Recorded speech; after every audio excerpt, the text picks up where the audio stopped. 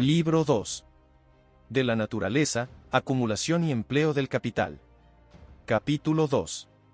Del dinero, considerado como una rama especial del capital general de la sociedad o del gasto de mantenimiento del capital nacional. En el libro primero se ha demostrado que el precio de la mayor parte de las mercancías se resuelve en tres partes empleadas en producirlas y traerlas al mercado, y que pagan los salarios del trabajo, los beneficios del capital y la renta de la tierra, que existen, desde luego, algunas mercancías cuyo precio se compone de solo dos de esas partes, los salarios y los beneficios, que hay muy pocas cuyo precio solo consiste en una, los salarios, y que el precio de toda mercancía forzosamente se resuelve en una u otra de esas partes, o en las tres. Toda fracción del mismo que no vaya a parar a renta ni a salarios, necesariamente constituirá un beneficio para alguien. Al suceder esto, como se ha demostrado, con respecto a cada mercancía individual, también debe suceder lo propio con respecto a todas las mercancías que integran el producto total de la tierra y el capital de cualquier país tomado en su conjunto. El precio o valor de cambio total de ese producto anual debe dividirse en las mismas tres partes, y distribuirse entre los diferentes habitantes del país en forma de salarios de su trabajo, beneficios de su capital o renta de su tierra. Pero aunque el valor total del producto anual de la tierra y el trabajo de cualquier país se divide así entre sus habitantes, y constituye un ingreso para ellos, así como distinguimos en una finca privada entre renta bruta y neta, establecemos idéntica distinción en el ingreso de todos los habitantes de un gran país. La renta bruta de una finca particular comprende todo lo que paga el granjero, la renta neta, lo que le queda en limpio al terrateniente después de deducir los gastos de administración, reparaciones y todas las demás cargas inevitables, o lo que puede permitirse asignar a su capital reservado para consumo inmediato sin perjudicar a su propiedad, o gastar en su mesa, equipamiento, adornos para su casa y muebles, y sus placeres y diversiones personales. Su riqueza real está en proporción a su renta neta, no bruta. El ingreso real de los habitantes de un gran país comprende todo el producto anual de su tierra y su trabajo, su ingreso neto, lo que les queda en limpio después de deducir los gastos de mantener, primero, su capital fijo y, segundo, su capital circulante, o lo que, sin reducir su capital, pueden asignar al fondo reservado para el consumo inmediato, o gastar en su subsistencia, en comodidades y diversiones. Su riqueza real, asimismo, está en proporción a su ingreso neto, no bruto. Es evidente que los gastos de mantenimiento del capital fijo deben quedar excluidos del ingreso neto de la sociedad. Ni los materiales necesarios para el mantenimiento de sus máquinas útiles e instrumentos de producción, sus beneficios rentables, etc., ni el producto del trabajo necesario para elaborar esos materiales en su forma adecuada, pueden nunca formar parte de él.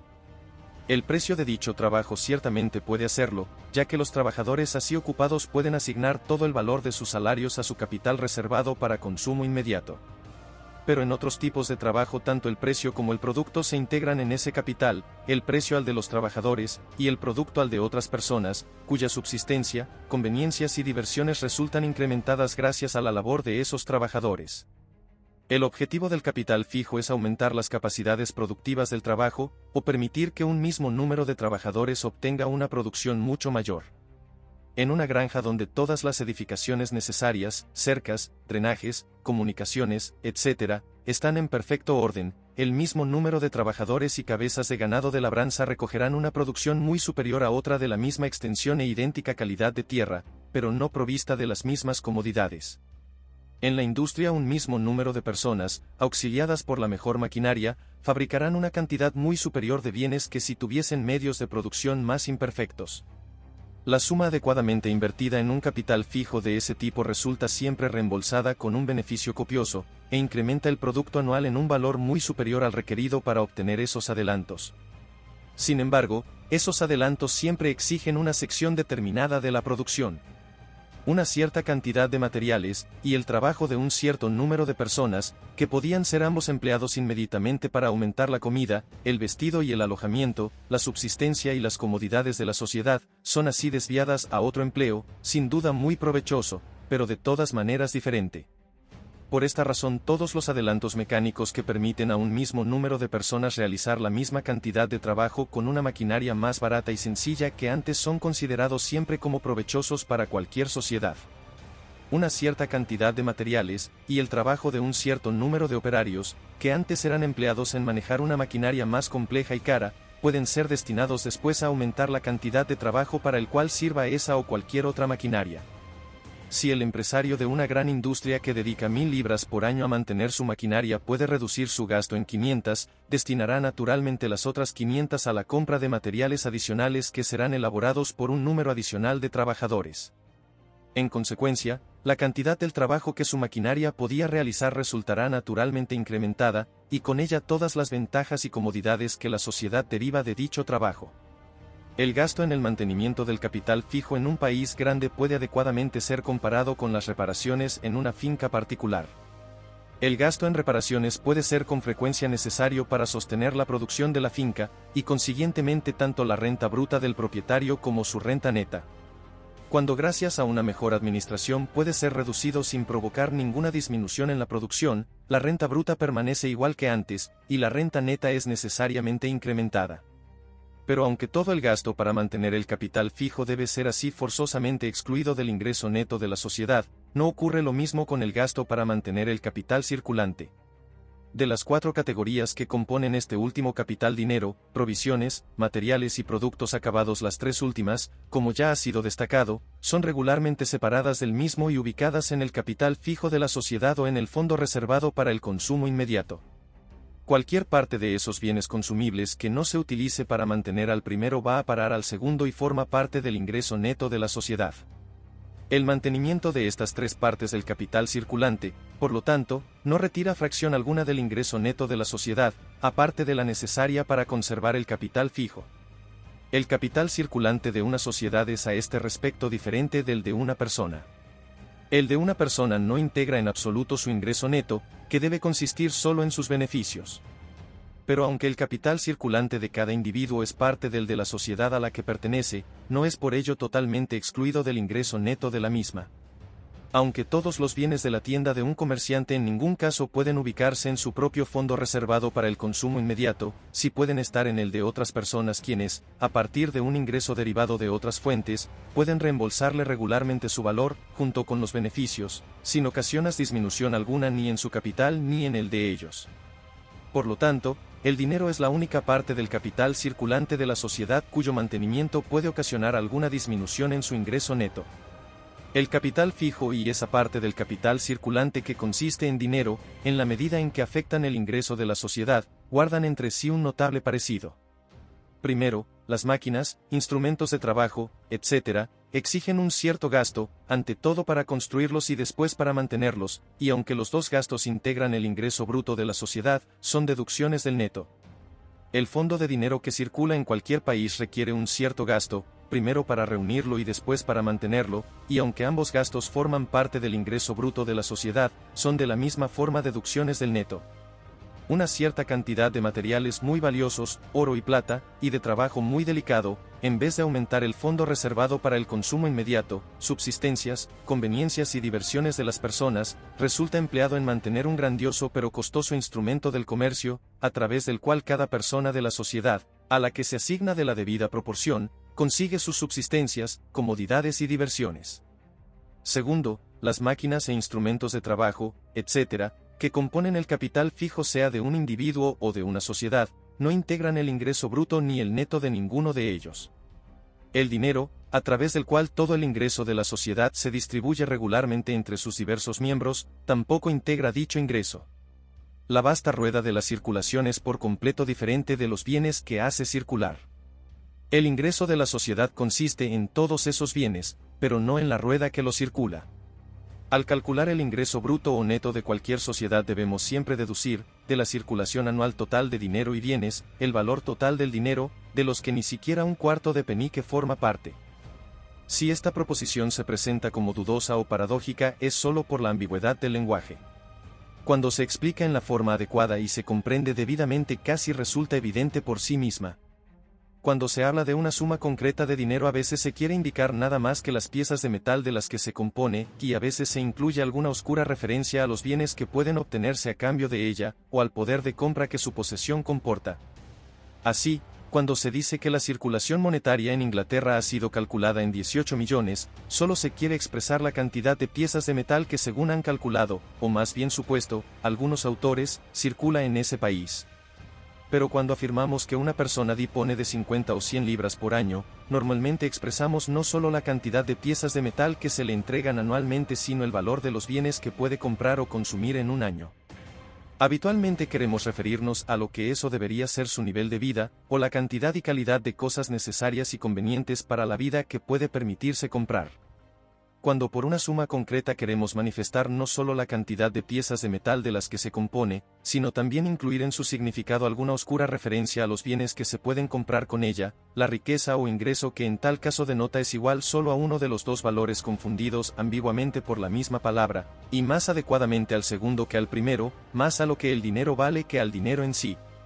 Si una persona tuviese una pensión de semanal de una guinea, puede en el curso de una semana comprar con ella una cantidad determinada de subsistencias, comodidades y diversiones.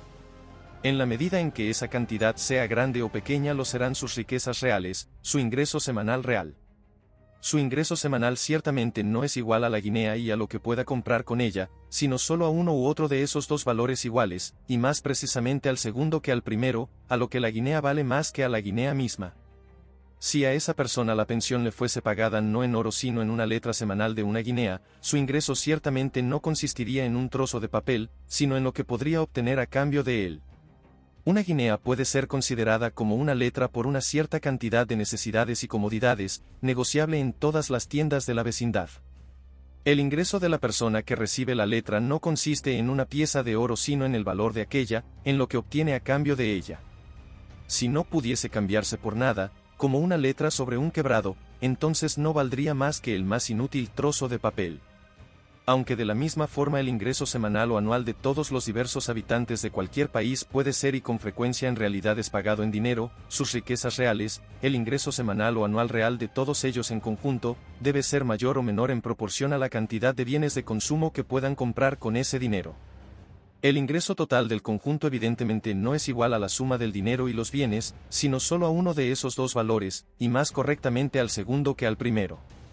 Si con frecuencia expresamos el ingreso de una persona en las piezas de metal que recibe anualmente, es porque el número de esas piezas regula la dimensión de su poder de compra, o el valor de los bienes que anualmente puede permitirse consumir. Seguimos pensando que su ingreso consiste en este poder de compra o de consumo y no en las piezas que lo otorgan. Esto es suficientemente evidente con respecto a un individuo, pero lo es más aún con respecto a la sociedad. El número de piezas de metal pagadas anualmente a una persona es con frecuencia exactamente igual a su ingreso, y por ello resulta la expresión más adecuada y sintética de su valor. Pero las piezas de metal que circulan en una sociedad nunca pueden ser iguales al ingreso de todos sus miembros. Como la misma guinea que paga la pensión semanal de una persona hoy, puede pagarla de otra mañana, y la de una tercera pasado mañana, el número de piezas de metal que circula por año en cualquier país debe siempre ser de un valor muy inferior al total de las pensiones monetarias pagadas con ellas.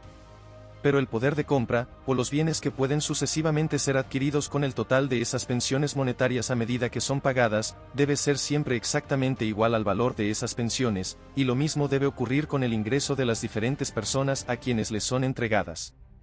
Ese ingreso, por lo tanto, no puede consistir en esas piezas de metal, cuya cantidad es tan inferior a su valor, sino en el poder de compra, en los bienes que pueden ser comprados sucesivamente a medida que circulan de mano en mano.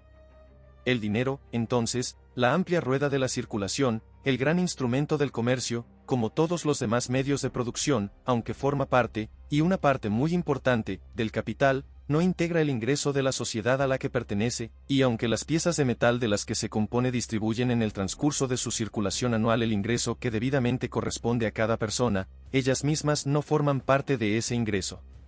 Tercero y último, las máquinas e instrumentos de trabajo que forman el capital fijo guardan un parecido adicional con esa sección del capital circulante que es el dinero, así como todo ahorro en el coste de construir y mantener esas máquinas, siempre que no disminuya la capacidad productiva del trabajo, es una mejora en el ingreso neto de la sociedad. De la misma forma, todo ahorro en el coste de recolectar y conservar esa parte del capital circulante consistente en dinero es una mejora. Exactamente de la misma clase. ¿De qué manera todo ahorro en el gasto de mantenimiento del capital fijo mejora el ingreso neto de la sociedad es algo bastante claro, y en parte ha sido ya explicado. El capital total de todo empresario está necesariamente dividido entre su capital fijo y su capital circulante. Mientras su capital monetario permanezca igual, cuanto menor sea una parte, mayor será inevitablemente la otra. El capital circulante es el que suministra los materiales, paga los salarios y pone a la actividad en movimiento. Todo ahorro, por tanto, en el coste de mantener el capital fijo, que no reduzca las capacidades productivas del trabajo, debe incrementar el fondo que pone a las actividades económicas en marcha, y consecuentemente al producto anual de la tierra y el trabajo, al ingreso real de cualquier sociedad. La sustitución de la moneda de oro y plata por el papel moneda equivale a reemplazar un instrumento de trabajo muy costoso por uno muy barato, y a veces igualmente útil. La circulación se lleva a cabo mediante una nueva rueda, cuya construcción y mantenimiento cuesta menos que la anterior. Sin embargo, la forma en que esta operación es realizada y la manera en que tiende a incrementar el ingreso bruto o neto de la sociedad no resulta tan evidente, y puede por ello requerir una explicación adicional. Hay muchas clases de papel moneda, pero los billetes de bancos y banqueros son la más conocida y la que cumple mejor ese cometido. Cuando las personas de cualquier país tienen tanta confianza en la fortuna, honradez y prudencia de un banquero como para creer que siempre pagará cualquier cantidad de sus pagarés que se le pueda presentar, esos documentos llegan a tener la misma aceptación que la moneda de oro y plata, porque se confía que esta moneda puede ser en cualquier momento obtenida a cambio de ellos.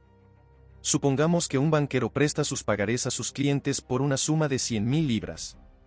Como esos papeles cumplen todas las funciones del dinero, sus deudores le pagan el mismo interés que si les hubiese prestado una cantidad igual en moneda. Ese interés es la fuente de su ganancia.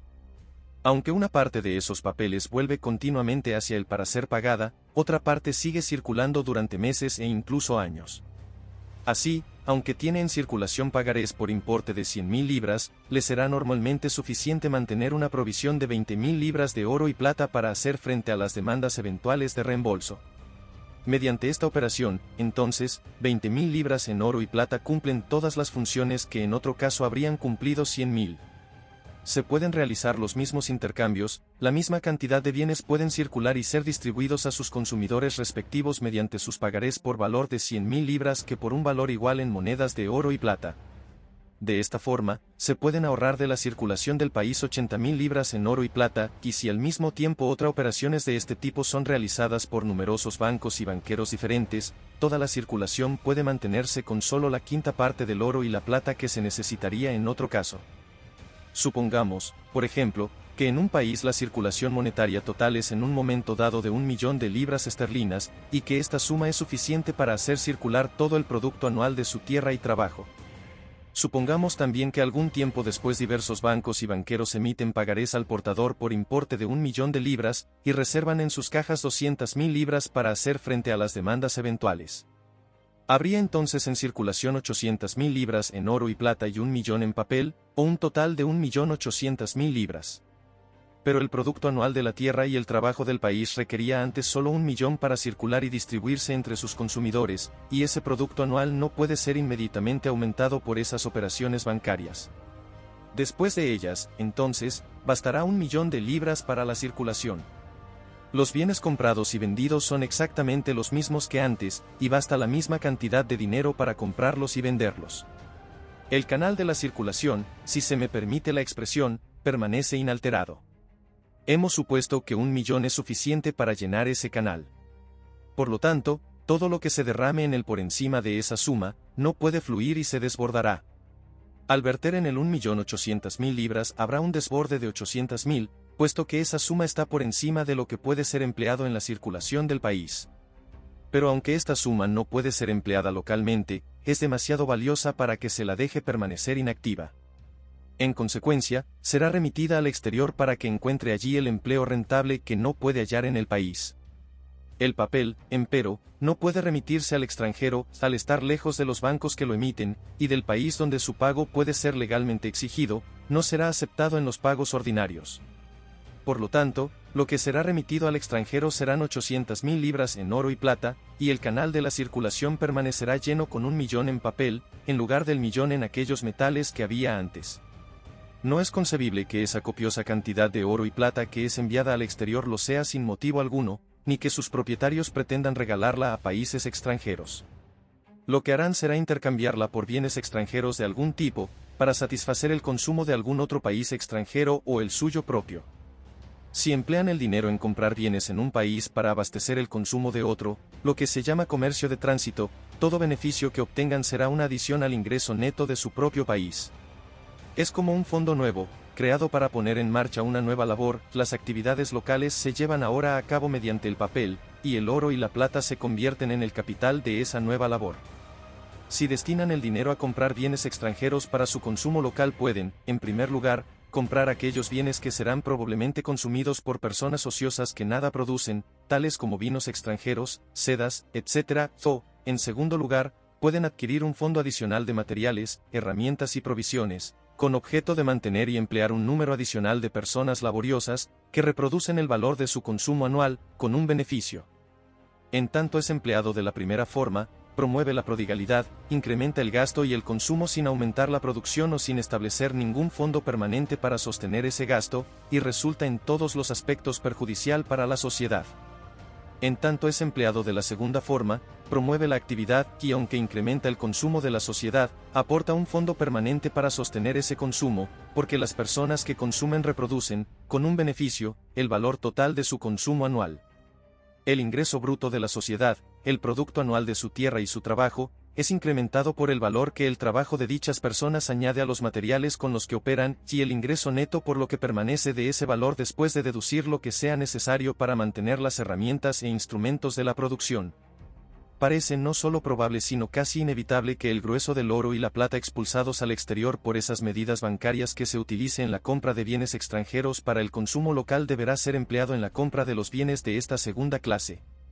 Aunque algunas personas individuales a veces aumentan muy considerablemente sus gastos sin que lo hagan sus ingresos, podemos estar seguros de que no lo hará ninguna clase o estamento de personas, aunque los principios normales de prudencia no siempre orientan la conducta de cada individuo, siempre influyen sobre la de la mayoría de cualquier clase social. Pero el ingreso de las gentes ociosas, consideradas como una clase, no puede ser aumentado ni en lo más mínimo por esas operaciones bancarias. Su gasto general, entonces, no puede ser incrementado apreciablemente gracias a ellas, aunque ello sí puede ocurrir y ocurre en realidad con unos pocos individuos dentro del grupo. Al ser igual o casi igual la demanda de bienes extranjeros por las gentes ociosas, es probable que sea muy pequeña la parte del dinero expulsado al exterior por dichas operaciones bancarias que se emplee en la compra de esos bienes para su uso.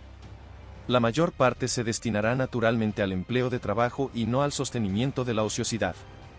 Cuando se estima la cantidad de trabajo que puede emplear el capital circulante de cualquier sociedad, hay que considerar tan solo aquellas partes que consisten en provisiones, materiales y artículos terminados, la otra, que consiste en dinero, y que sirve solo para hacer circular a las otras tres, siempre debe ser deducida.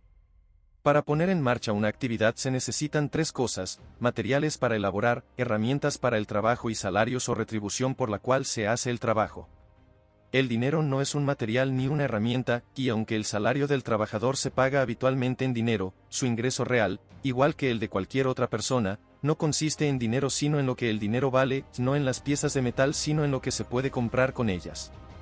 La magnitud de la actividad que cualquier capital puede poner en movimiento debe ser evidentemente igual al número de trabajadores a los que puede suministrar materiales, herramientas y una manutención adecuadas a la naturaleza de la labor. El dinero puede ser necesario para adquirir los materiales y las herramientas, así como para la manutención de la mano de obra. Pero la cantidad de actividad que pone en funcionamiento el capital ciertamente no es igual a la suma de ese dinero y los materiales, herramientas y subsistencias que con él se compran, sino solo a uno de esos dos valores, y más precisamente al segundo que al primero.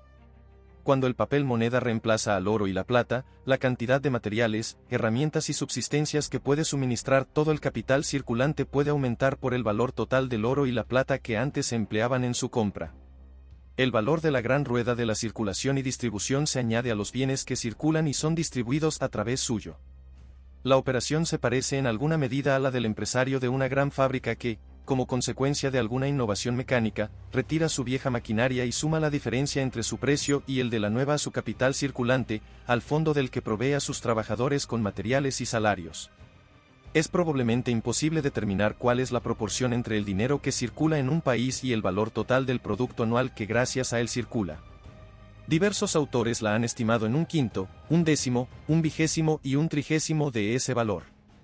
pero por pequeña que sea la proporción entre el dinero circulante y el valor total del producto anual, como solo una parte de ese producto, y con frecuencia una parte pequeña, se destina al mantenimiento de la actividad económica, siempre guardará una proporción muy considerable con respecto a esa parte. Por lo tanto, cuando merced al papel el oro y la plata necesarios para la circulación quedan reducidos quizás a 1/5 de su cantidad anterior, si el valor de la mayor parte de los restantes 4/5 se añade a los fondos destinados al mantenimiento de la actividad, ello debe representar un caudaloso añadido al volumen de esa actividad, y consecuentemente al valor del producto anual de la tierra y el trabajo. Una operación de este tipo se ha desarrollado en Escocia durante los últimos 25 o 30 años, con el establecimiento de nuevos bancos en casi todas las ciudades importantes, e incluso en algunas poblaciones rurales. Los efectos han sido precisamente los descritos antes. Los negocios del país son casi completamente realizados con los billetes de esos bancos, con los que habitualmente se hacen las compras y los pagos de todo tipo. La plata aparece muy pocas veces, salvo en el cambio de un billete de 20 chelines, y el oro aparece todavía menos. Y aunque no todas esas empresas han mostrado una conducta intachable, y ello ha requerido una ley del Parlamento para regularlas, a pesar de ello el país ha obtenido evidentemente un gran beneficio gracias a su labor. He oído decir que el comercio de la ciudad de Glasgow se duplicó en unos 15 años, después de la primera instalación de los bancos allí, y que el comercio de Escocia se ha más que cuadruplicado desde el establecimiento de los 2 bancos públicos de Edimburgo, uno de los cuales, llamado el Banco de Escocia, fue creado por ley del Parlamento en 1695, el otro, denominado Banco Real, por concesión real en 1727. No pretendo saber si el comercio de Escocia en general o de la ciudad de Glasgow en particular se ha incrementado efectivamente en una proporción tan abultada durante un lapso tan breve. Si alguno de ellos ha crecido así, ello parece algo demasiado grande como para responder a la acción exclusiva de esta causa. Sin embargo, lo que en ningún caso puede dudarse es de que el comercio y la industria de Escocia se han expandido muy considerablemente en ese periodo, y que los bancos han contribuido significativamente a esa expansión.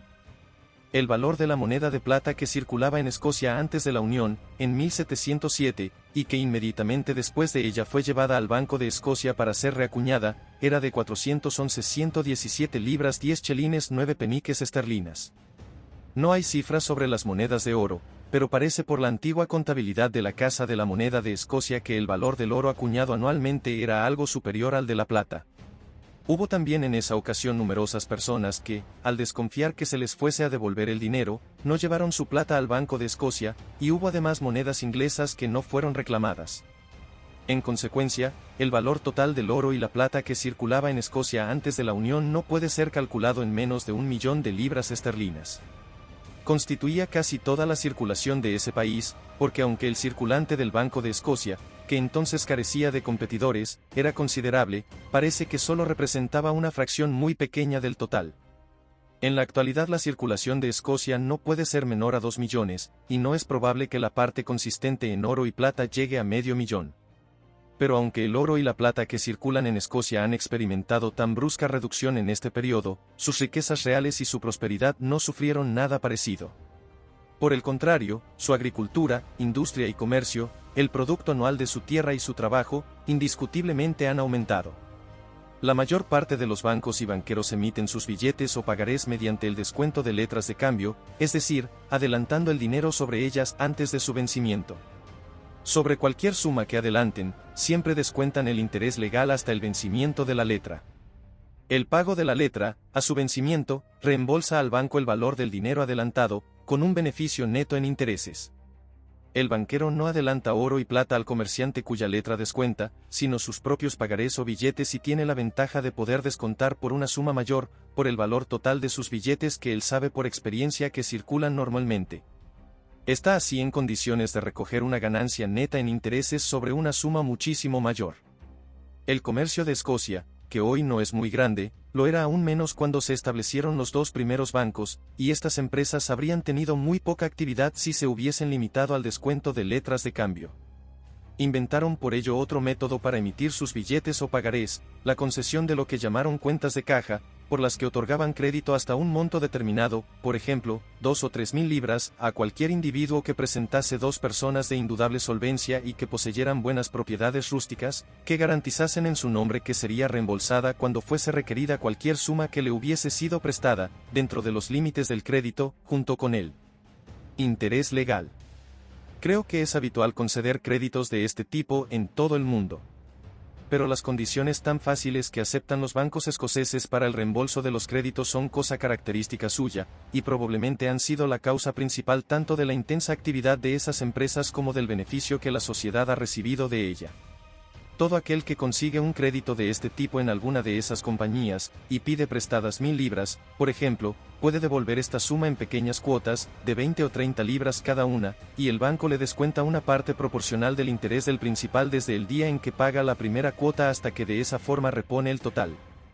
En consecuencia, a todos los comerciantes y a casi todos los empresarios les conviene mantener esas cuentas de caja y están por ello interesados en promover la labor de esas compañías aceptando sus billetes en todos los pagos y alentando a todos sobre los que puedan influir para que hagan lo mismo.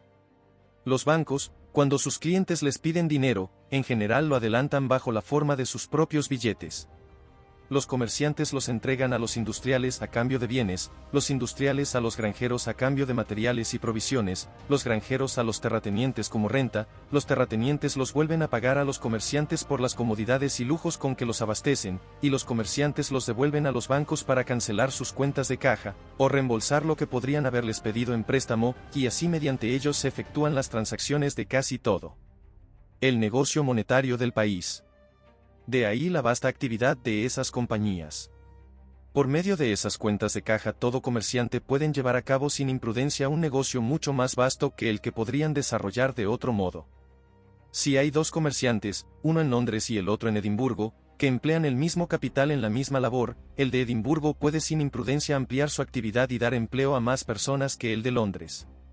El comerciante de Londres deberá siempre mantener una considerable suma de dinero, en su caja fuerte o en la de su banquero, que no le pagará interés por ella, para hacer frente a los requerimientos que continuamente se le harán para que pague los bienes que compra a crédito. Supongamos que el monto normal de esa suma sea de 500 libras. El valor de los bienes en su almacén deberá ser siempre de 500 libras menos de lo que podría haber sido si no hubiese estado el obligado a mantener esa suma inactiva. Supongamos que mueve todo su capital, o bienes por el valor de todo su capital, una vez al año. Al verse forzado a mantener inactiva una suma tan abultada, debe vender en un año un valor en bienes 500 libras menor a lo que habría ocurrido en otro caso.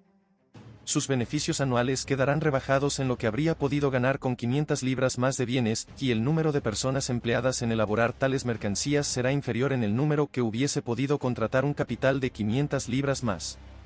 El comerciante de Edimburgo, por su parte, no mantiene nada de dinero para responder a demandas eventuales. Cuando éstas se producen, les hace frente con su cuenta de caja en el banco, y gradualmente repone la suma pedida en préstamos con el dinero o billetes que obtiene de la venta de sus bienes. Así, con el mismo capital, puede, sin imprudencia, tener siempre en su almacén una mayor cantidad de artículos que el comerciante londinense, y por ello puede tanto obtener un mayor beneficio para sí mismo como ofrecer empleo permanente a un número mayor de personas laboriosas que preparan esos artículos para el mercado. De ahí el copioso beneficio que el país recibe de esta actividad. Podría pensarse que el descuento de letras de cambio representa para los comerciantes ingleses una facilidad equivalente a las cuentas de caja de los comerciantes escoceses. Ha de recordarse, sin embargo, que los escoceses pueden descontar sus letras de cambio tan cómodamente como los ingleses, y cuentan además con la facilidad adicional de sus cuentas de caja. Todo el papel moneda que puede circular en cualquier país nunca puede exceder el valor del oro y la plata que reemplaza o que, suponiendo que el comercio sea el mismo, circularía allí si no hubiese billetes. Si el billete más pequeño de Escocia es el de 20 chelines, la totalidad de los mismos que puede circular no superará la suma de oro y plata que sería necesaria para efectuar las transacciones anuales que por valor de 20 chelines o más se realizan en ese país. Si los billetes exceden esa suma, como el sobrante no podría ser remitido al extranjero ni utilizado en la circulación del país, se produciría un inmediato reflujo de dicho sobrante a los bancos, para ser intercambiado por oro y plata. Muchas personas percibirían que tienen más billetes que los necesarios para sus transacciones locales, y como no podrían enviarlo al extranjero, exigirían inmediatamente su reintegro a los bancos. Una vez que este papel superfluo fuese convertido en oro y plata, sería fácil para esas personas encontrar un uso para el mismo, remitiéndolo al exterior, pero sería imposible encontrarlo mientras conservase la forma de papel. Por lo tanto, se produciría una carrera contra los bancos con todos esos billetes superfluos, y si hubiese la más mínima dificultad o retraso en los pagos sería mayor, la alarma que ello ocasionaría necesariamente intensificaría la carrera. Más allá de los gastos comunes a cualquier sector, como el coste del alquiler, los salarios de los sirvientes, empleados, contables, etc., los costes específicos de los bancos caen fundamentalmente en dos capítulos. Primero, el coste de mantener siempre en sus cajas fuerte, para responder a las demandas eventuales de los tenedores de sus billetes, una vasta suma de dinero, cuyos intereses pierden, y segundo, el coste de reponer el dinero que sale de esas cajas en la medida que se vacían al hacer frente a esas demandas ocasionales.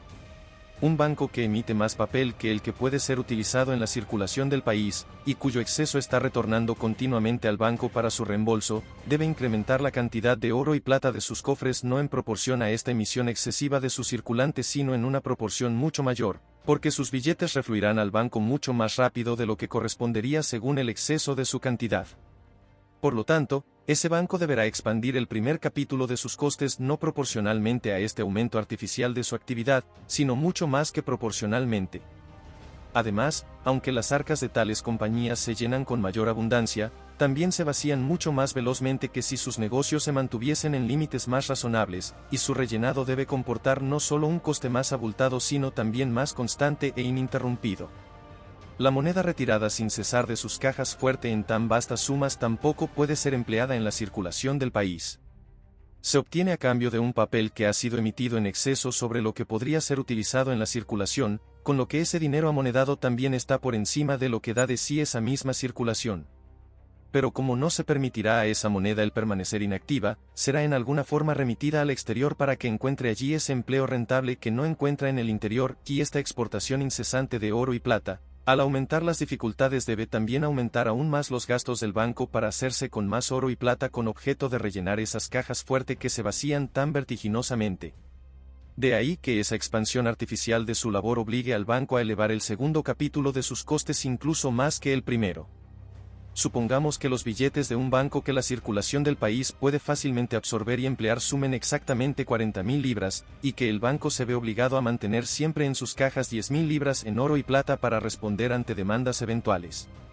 Si este banco intenta emitir 44.000 libras, las 4.000 que superan lo que la circulación puede absorber refluirán al banco casi tan rápidamente como sean emitidas. Para hacer frente a las demandas, entonces, este banco deberá conservar en sus arcas no 11.000 libras sino 14.000. No ganaría interés alguno por las 4.000 libras emitidas en exceso y perdería el coste de acumular 4.000 libras en oro y plata que saldrían de sus cajas tan pronto entraran en ellas.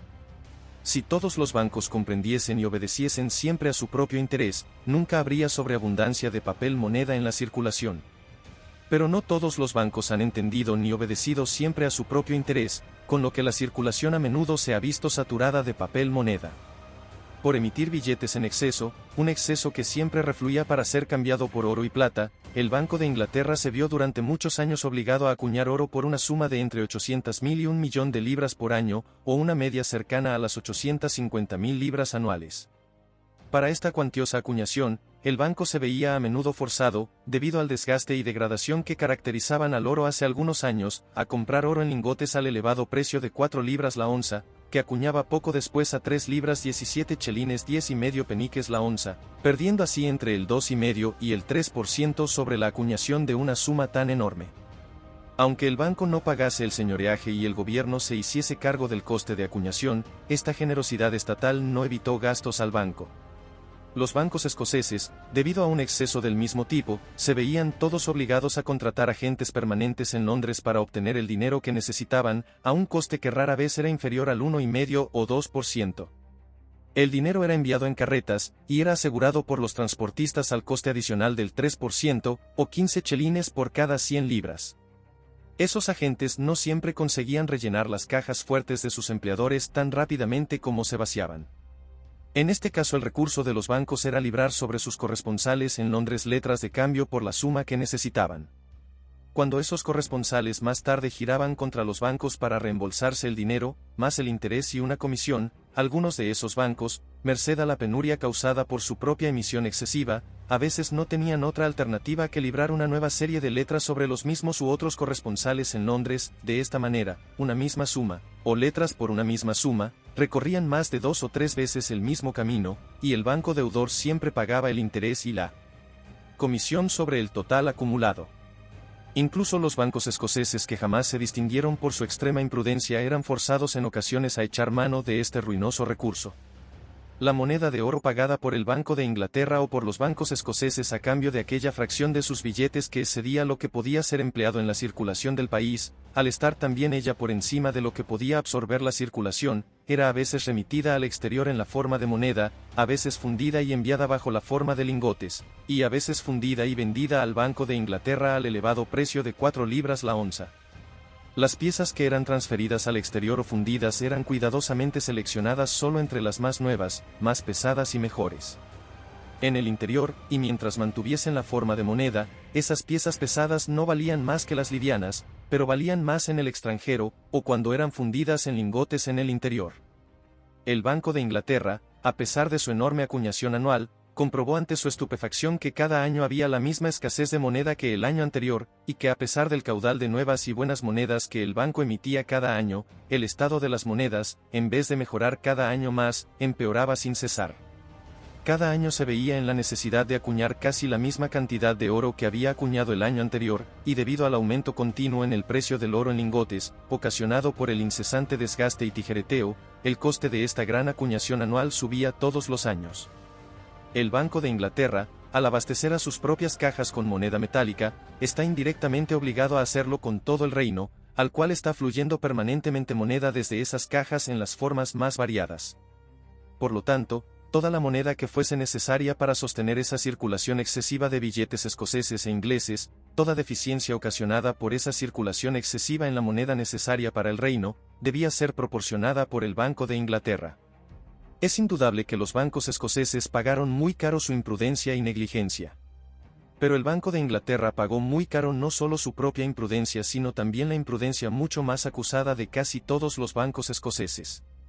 La causa original de esta emisión excesiva de billetes fue la actividad exagerada de algunos especuladores temerarios en ambas partes del Reino Unido.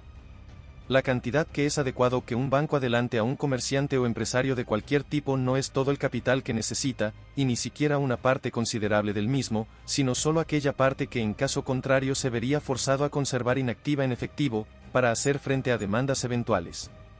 Si los billetes que el banco le adelanta nunca superan este valor, jamás podrán superar el valor del oro y la plata que necesariamente circularían en el país si no hubiese billetes, jamás podrán superar la cantidad que la circulación del país puede cómodamente absorber y emplear. Cuando un banco descuenta una letra de cambio real a un comerciante, girada por un auténtico acreedor sobre un auténtico deudor, y que al momento de su vencimiento es realmente pagada por dicho deudor, solo le adelanta una parte del valor que en otro caso debería mantener inactivo, para hacer frente a pagos ocasionales. El reembolso de la letra, a su vencimiento, repone al banco el valor que había adelantado más el interés. Las cajas fuertes del banco que negocia así con sus clientes se parecen a un estanque de agua del que emana continuamente un chorro, pero al que llega al mismo tiempo otro chorro igualmente caudaloso que el primero, y así, sin necesidad de cuidados y atenciones, el estanque se mantiene siempre al mismo o casi al mismo nivel. El rellenado de las cajas de un banco que opere de ese modo apenas demandará gasto alguno. Aunque un comerciante no se exceda en sus negocios, puede con frecuencia necesitar sumas de efectivo aunque no tenga letras para descontar. Cuando un banco, aparte de descontar sus letras, le adelanta en tales ocasiones esas sumas contra su cuenta de caja y acepta la devolución en cuotas a medida que vaya entrando el dinero por la venta de sus bienes, con las facilidades que otorgan los bancos escoceses, lo libera por completo de la necesidad de mantener ninguna parte de su capital inactiva y en efectivo para responder a demandas ocasionales. Cuando esas demandas aparecen, puede hacerles frente con suficiencia mediante su cuenta de caja. Pero el banco, al negociar con tales clientes, debe observar con mucha atención si en el curso de un periodo breve, por ejemplo, de 4, 5, 6 y 8 meses, el monto de las devoluciones que recibe normalmente de ellos es o no plenamente coincidente con lo que habitualmente les adelanta. Si en el curso de tales periodos cortos las devoluciones de ciertos clientes son en la mayoría de los casos iguales a los adelantos, puede proseguir tranquilamente negociando con ellos. En tales casos, aunque el flujo que sale de sus cajas puede ser muy caudaloso, el flujo que entra continuamente será al menos tan caudaloso, con lo que sin vigilancia ni precaución ulterior esas cajas se mantendrán probablemente al mismo o casi al mismo nivel, y casi nunca requerirán coste extraordinario alguno para ser rellenadas. Por el contrario, si la suma de las devoluciones de algunos clientes normalmente resulta mucho menor que los adelantos, no puede con seguridad seguir tratando con ellos, al menos mientras sigan actuando de esa manera. En tal caso, el flujo que sale continuamente de sus cajas es necesariamente mucho más caudaloso que el flujo que entra, y así, esas cajas pronto deberán quedar totalmente exhaustas, salvo que sean rellenadas mediante un gasto abultado y permanente.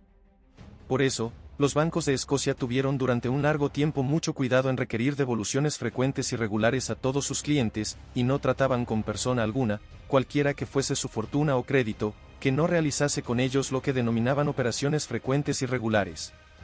Con esta estrategia, además de ahorrarse casi por completo los gastos extraordinarios de reposición de sus cajas, cosecharon otras dos ventajas muy importantes. Primero, su cautela les permitió formarse juicios bastante precisos sobre las circunstancias prósperas o decadentes de sus deudores, sin verse obligados a investigar en busca de más pruebas de las que suministraba su propia contabilidad, porque las personas son por regla general cumplidores o incumplidores en sus pagos según pasen por una situación próspera o declinante.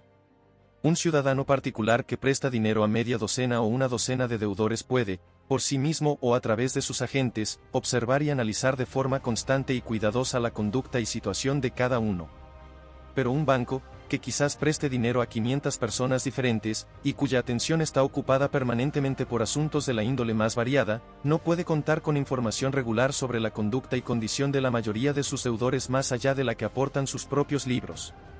Es probable que los bancos de Escocia hayan tenido esta ventaja en la mente al requerir reintegros frecuentes y regulares a todos sus clientes. Segundo, con esa precaución evitaron el riesgo de emitir más billetes de los que la circulación del país podía absorber y emplear sin dificultad. Cuando observaban que en lapsos breves los reembolsos de un cliente en particular eran casi siempre iguales a los adelantos que le habían hecho, podían estar seguros de que los billetes que le habían prestado no habían superado la cantidad de oro y plata que en otro caso él habría debido conservar para responder a demandas eventuales, y que, consiguientemente, el papel moneda que habían hecho circular a través suyo no había superado la cantidad de oro y plata que habría circulado en el país de no existir billetes. La frecuencia, regularidad y monto de sus devoluciones demostraban suficientemente que el monto de los adelantos no había excedido aquella parte de su capital que en otro caso él se habría visto forzado a conservar inactivo y en efectivo para hacer frente a demandas ocasionales, es decir, para mantener al resto de su capital en constante ocupación. Esa parte del capital es lo único que en periodos moderados regresa continuamente a cualquier hombre de negocios en la forma de dinero, sea billetes o monedas, y continuamente se aleja de él en la misma forma. Si los adelantos del banco exceden sistemáticamente esa parte de su capital, el monto normal de sus reembolsos no podría en un lapso moderado igualar al monto normal de los adelantos. El flujo que gracias a sus negocios continuamente iría hacia el banco no equivaldría al flujo que, debido a esos mismos negocios, saldría continuamente del banco. Los adelantos de billetes, al ser superiores a la cantidad de oro y plata que habría debido conservar para afrontar demandas eventuales en caso de no existir tales adelantos, pronto excederían al total de oro y plata, suponemos que el comercio sigue igual, necesarios para la circulación del país si no hubiese billetes, y en consecuencia excederían la cantidad que la circulación del país podría absorber y emplear con facilidad, y se produciría un inmediato reflujo de esos billetes sobrantes a los bancos para ser cambiados por oro y plata. Los diversos bancos de Escocia no ponderaron esta segunda ventaja tan bien como la primera. Cuando gracias en parte a la facilidad del descuento de letras y en parte a la de las cuentas de caja los comerciantes solventes de cualquier país se ven liberados de la obligación de mantener consigo parte alguna de su capital inactiva y en efectivo para responder a pagos eventuales, no pueden razonablemente esperar una ayuda ulterior de los bancos que, llegados a ese punto, no deben prestarla si actúan de forma coherente con su propio interés. Si un banco respeta su propio interés, no puede adelantar a un empresario ni todo ni gran parte del capital circulante con el que opera, porque aunque ese capital está continuamente regresando a sus manos en la forma de dinero, y alejándose de ellas en la misma forma, las entradas están demasiado apartadas de las salidas, y la suma de los reembolsos del empresario no podrá igualar a la suma de los adelantos en los periodos moderados que resultarán convenientes para el banco. todavía menos podrá el banco adelantarle cualquier parte considerable de su capital fijo, del capital que el empresario de una fundición, por ejemplo, emplea en construir la forja, el horno, talleres y depósitos, casas para sus trabajadores, etc., del capital que el empresario de una mina emplea en perforar sus pozos, en construir máquinas para drenar agua, en hacer caminos y carriles para las vagonetas, etc., del capital que la persona que emprende mejoras en la tierra utiliza para roturar, desecar, cercar, abonar y arar los campos cereales y sin cultivar, para edificar casas de labranza con todos los accesorios necesarios, establos, graneros, etc. Los rendimientos del capital fijo son en casi todos los casos mucho más lentos que los del capital circulante, y esos gastos, incluso cuando se realizan con la máxima prudencia y buen juicio, rara vez regresan al empresario antes de un periodo de varios años, un lapso demasiado extenso para que resulte conveniente a un banco. Negociantes y otros empresarios pueden, indudablemente y con toda corrección, llevar adelante una parte muy considerable de sus operaciones con dinero prestado.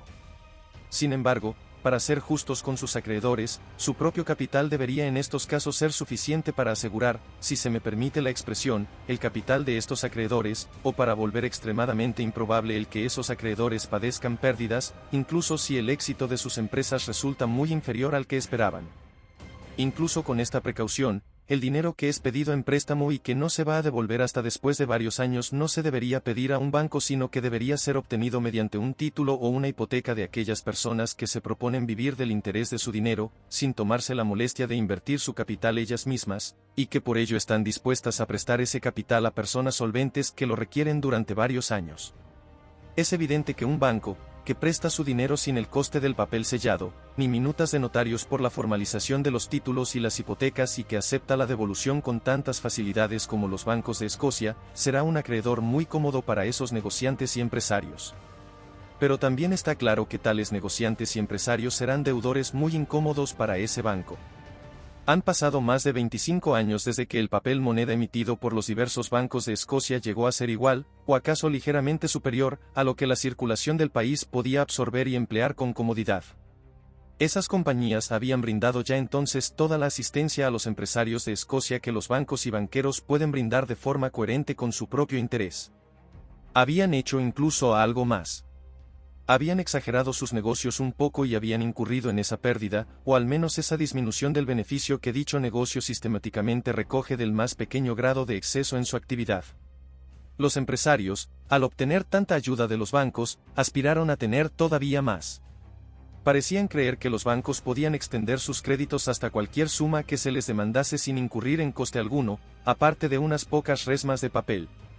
Se quejaron de la estrechez de miras y actitud pusilánime de los directivos de los bancos que, según decían, no ampliaban sus créditos en proporción a la extensión de la economía del país. Sin duda, cuando hablaban de extensión de la economía del país se referían a la extensión de sus propios negocios más allá de lo que era posible con su propio capital o con los créditos que obtuviesen de personas individuales en la forma usual de títulos e hipotecas.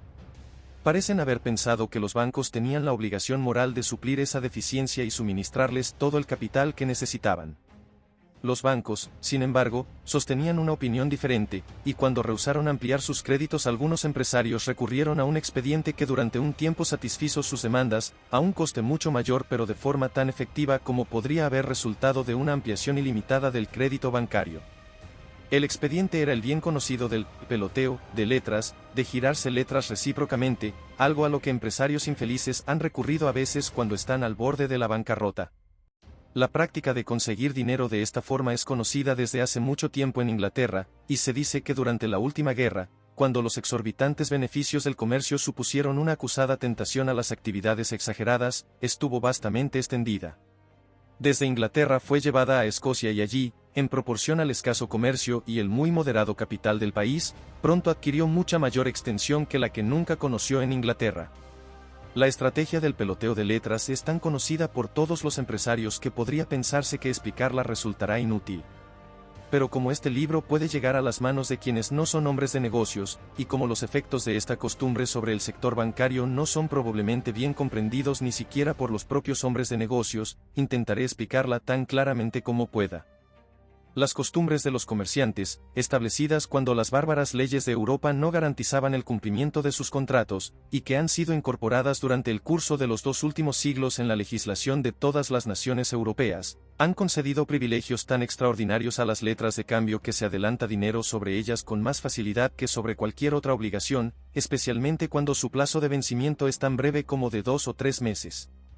Si cuando la letra vence el librado no la paga en el momento en que se le presenta, es declarado en ese mismo instante quebrado. La letra es protestada y regresa al librado quien, si no la paga de inmediato, es declarado a sí mismo en quiebra.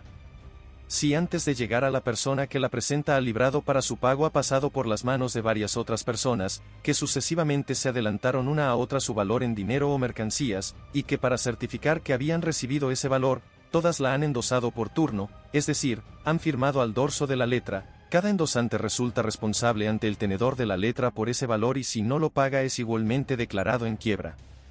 Aunque el librador, el librado y los endosantes de la letra fueran personas de dudosa solvencia, la brevedad del plazo de vencimiento daba alguna seguridad al tenedor de la letra. Aunque es probable que todos ellos quiebren, es dudoso que caigan en la bancarrota todos en un lapso tan corto. Esta casa es una ruina, se dice el fatigado viajero a sí mismo, y no tardará mucho en venirse abajo, pero como no es probable que se derrumbe esta noche, me arriesgaré a dormir en ella hoy. Supongamos que el comerciante A de Edimburgo libra una letra de cambio sobre B en Londres, pagadera a 2 meses. En realidad, B en Londres no le debe nada a A en Edimburgo, pero acuerda aceptar la letra de A, con la condición de que antes de que venza su plazo regirará sobre A en Edimburgo, por la misma suma más el interés y la comisión, otra letra, asimismo pagadera a 2 meses. Y así B, antes de que transcurran los primeros 2 meses, libra otra vez esta letra sobre A en Edimburgo quien, a su vez, antes de que pasen los segundos 2 meses, libra una segunda letra sobre B en Londres, también a 2 meses. Antes de que venzan los terceros 2 meses, B en Londres relibra sobre A en Edimburgo otra letra, siempre a 2 meses. En algunas ocasiones esta práctica ha durado meses e incluso años enteros, y la letra siempre regresa a A en Edimburgo con las comisiones e intereses acumulados de todas las letras anteriores. El interés era del 5% anual, y la comisión nunca era inferior a 0,5% por cada libramiento. Al repetirse esta comisión más de 6 veces por año, cualquier dinero que A consiga por este expediente le costará necesariamente más del 8% al año, y a veces mucho más, si el precio de la comisión aumentaba o cuando se veía obligado a pagar interés compuesto sobre las comisiones y los intereses de las letras anteriores. A este expediente se lo denominaba financiación por circulación. En un país donde los beneficios corrientes del capital en la mayor parte de los proyectos empresariales se supone que rondan entre el 6 y el 10%, solo una especulación sumamente afortunada podía rendir lo suficiente para cubrir el enorme coste al que se tomaba dinero en préstamo para realizarla y recoger además un buen beneficio para el empresario. Sin embargo, se acometieron muchas y grandes empresas durante varios años sin ninguna otra financiación que la que podía obtenerse a un coste tan exorbitante. Los empresarios tenían sin duda, en sus sueños, una visión muy clara de copiosos beneficios. Cuando despertaban, sin embargo, sea al final de sus proyectos, sea cuando no eran capaces de hacerlos avanzar más, creo que muy pocas veces tenían la buena suerte de encontrarlos. Las letras que A en Edimburgo libraba sobre B en Londres las descontaba regularmente 2 meses antes de su vencimiento en algún banco de Edimburgo, y las letras que B en Londres relibraba sobre A en Edimburgo, las descontaba con idéntica regularidad en el Banco de Inglaterra o en algún otro banco de Londres.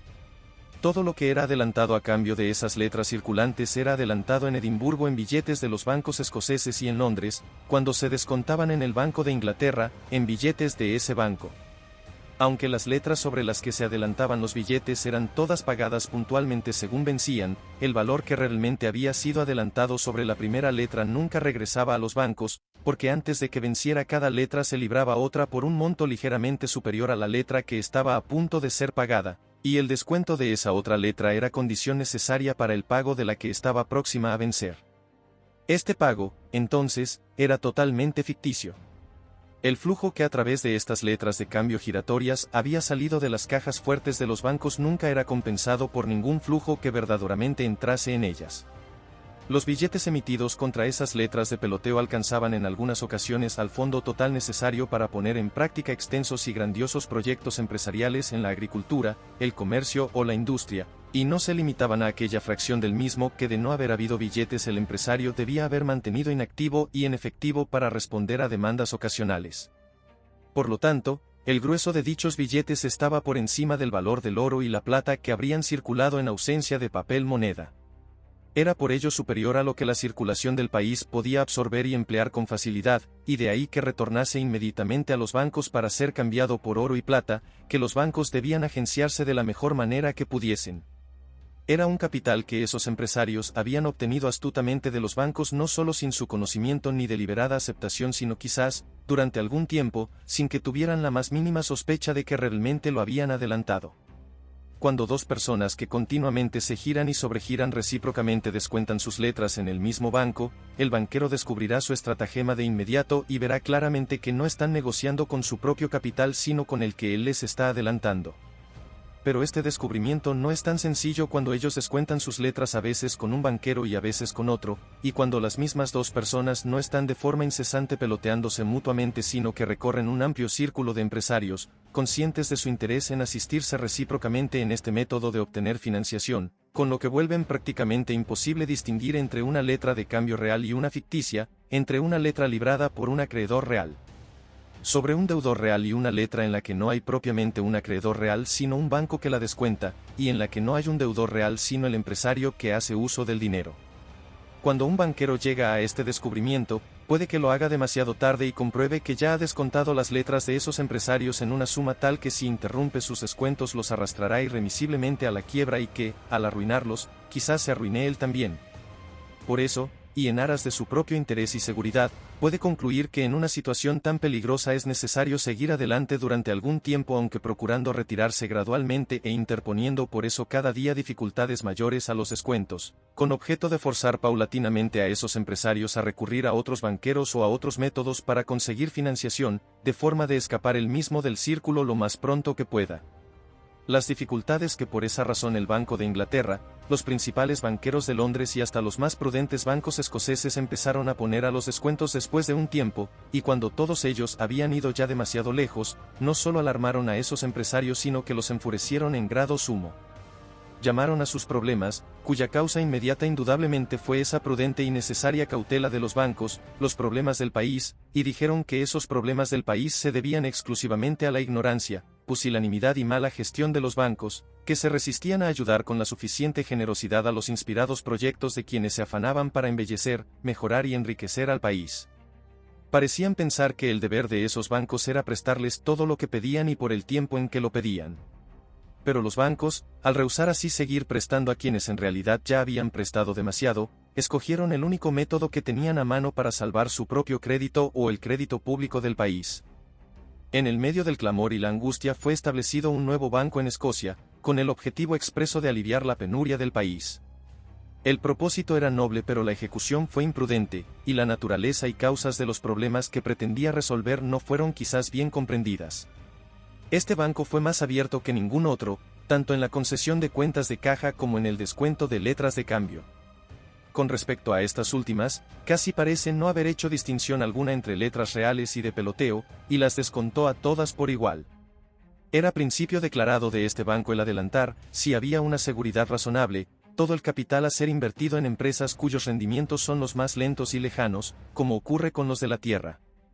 Llegó a afirmarse incluso que la promoción de tales empresas era el primordial de entre los animosos objetivos por los que había sido constituido.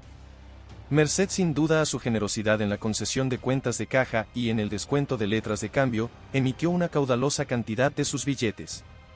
Pero como el grueso de esos billetes estaba por encima de lo que la circulación del país podía absorber y emplear sin dificultades, hubo un reflujo de los mismos hacia el banco para ser cambiados por oro y plata tan rápido como eran emitidos. Sus cajas fuertes nunca estuvieron adecuadamente llenas. El capital del banco, suscrito en 2 ocasiones distintas, llegó a 160.000 libras, de las que se exigió el desembolso del 80%. Esta suma debía pagarse en una serie de plazos.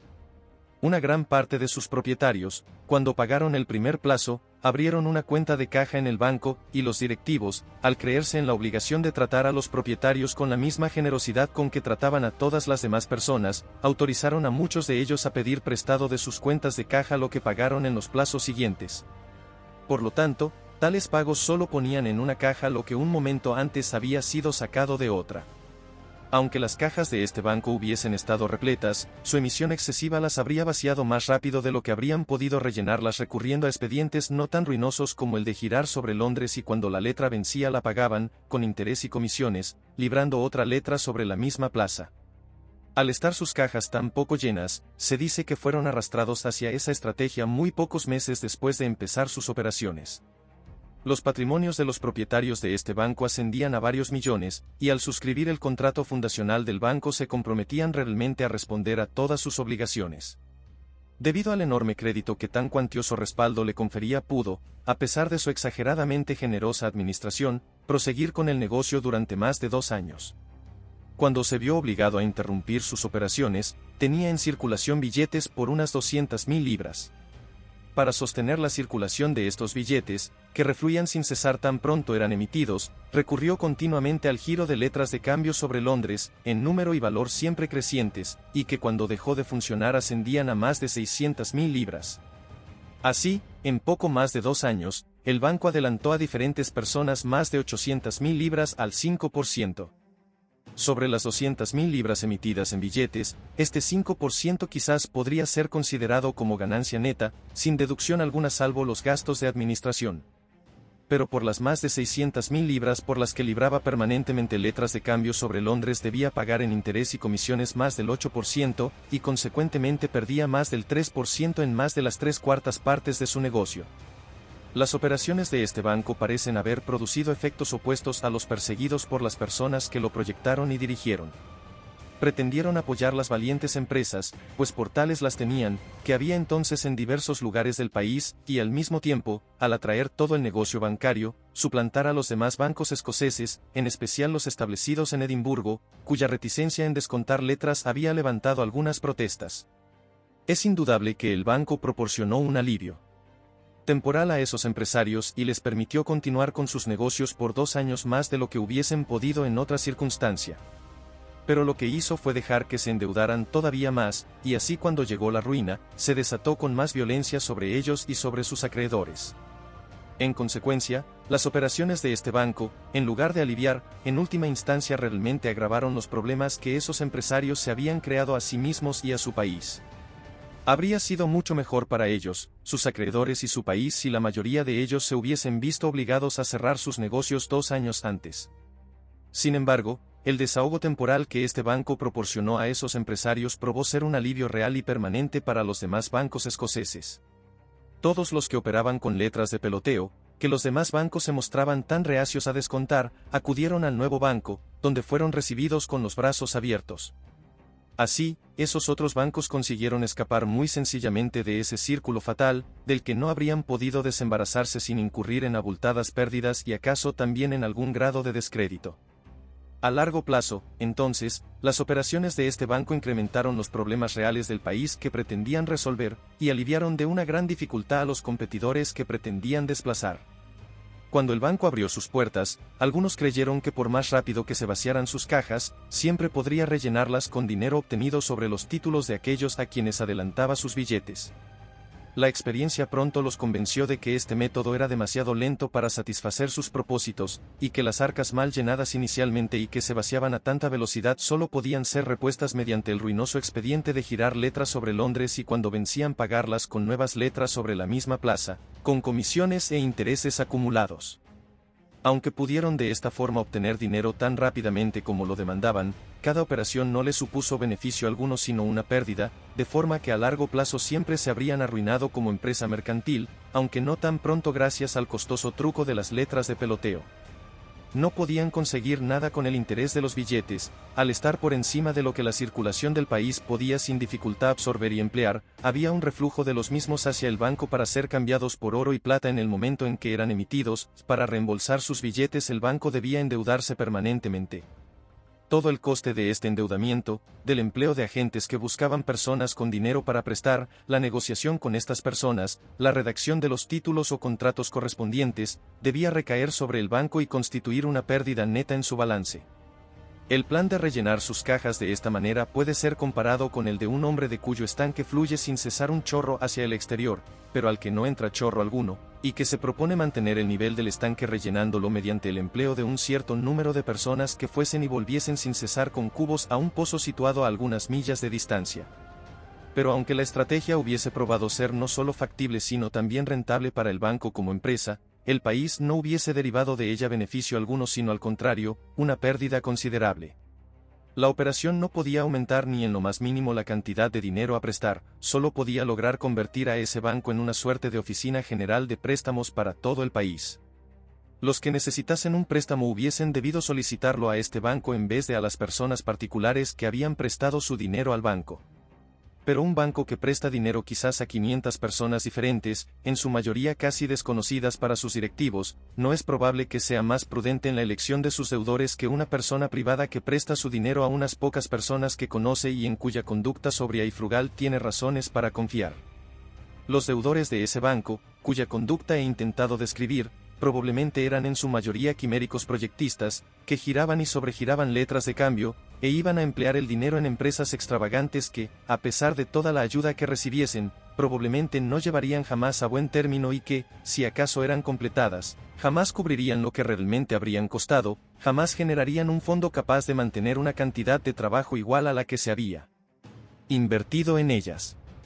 Los sobrios y frugales deudores de las personas privadas, por el contrario, emplearían probablemente el dinero prestado en empresas prudentes, proporcionadas a sus capitales y que, aunque tendrían menos brillo y grandiosidad que las otras, tendrían más seguridad y rentabilidad, repondrían con un amplio beneficio todo lo que se hubiese invertido en ellas, y suministrarían así un fondo capaz de mantener una cantidad de trabajo muy superior a la invertida en ellas.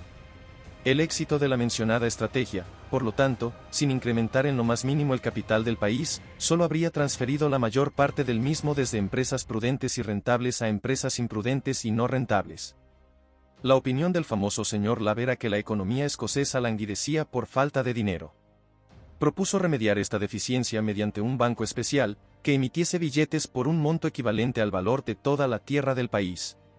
Cuando planteó su propuesta por vez primera, el Parlamento escocés no juzgó adecuado adoptarla. Después sí lo hizo, con algunas variaciones, el duque de Orleans, entonces regente de Francia. La idea de que es posible multiplicar el papel moneda hasta cualquier límite fue la base real de lo que se conoce como el sistema del Mississippi, acaso el proyecto bancario y bursátil más extravagante que el mundo haya conocido.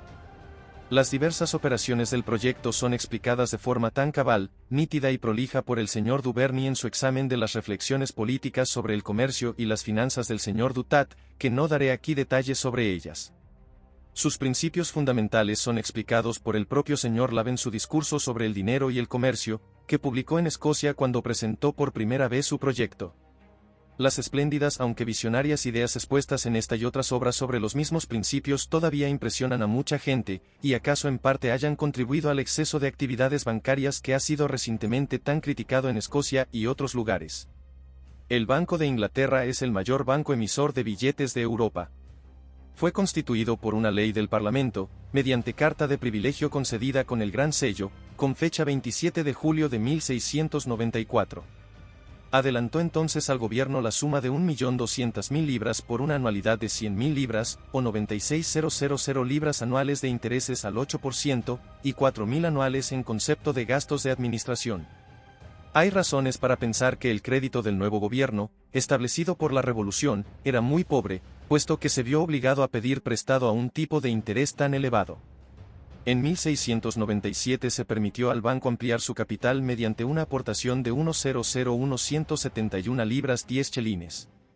Su capital total ascendía entonces a 2.201.171 libras 10 chelines. Se dijo que esa ampliación fue realizada para apoyar al crédito público. En 1696 los vales se cotizaban al 40, 50 y 60% de descuento, y los billetes de banco al 20%. Durante la gran reacuñación de la plata, que tuvo lugar en esa época, el banco decidió interrumpir el pago de sus billetes, lo que le ocasionó un inevitable descrédito.